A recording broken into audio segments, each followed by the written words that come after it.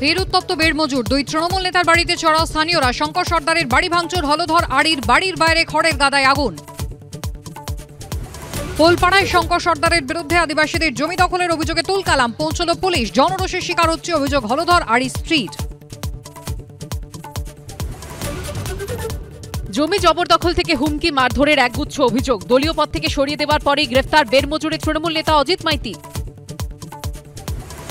সন্দেশখালী জুড়ে এবার শেখ শাহজাহানের সমর্থনে যুব তৃণমূলের নামে পোস্টার। কটাক্ষ বিরোধীদের। স্থানীয় কেউ সমর্থন করতে পারে, দলের অবস্থানে কোনো পরিবর্তন নেই, দাবি তৃণমূলের।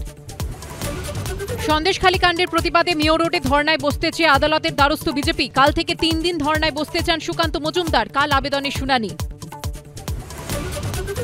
উত্তর 24 পরগনার গুমায় তৃণমূলের উপপ্রধানকে গুলি করে খুন, কয়েকজনকে আটক করে জিজ্ঞাসাবাদ। মূল অভিযুক্ত ফেরার, অভিযুক্তর বাড়ি ভাঙচুর। পুষছে সন্দেশখালী, তারা খেয়ে অন্যের বাড়িতে আশ্রয় শাসক নেতার। আপাতত সন্দেশখালীতে সভা নয়, 10ই মার্চ ব্রিগেড সমাবেশ তৃণমূলের। ঘণ্টাখানিক সঙ্গে সুমন, রাত 8টায়।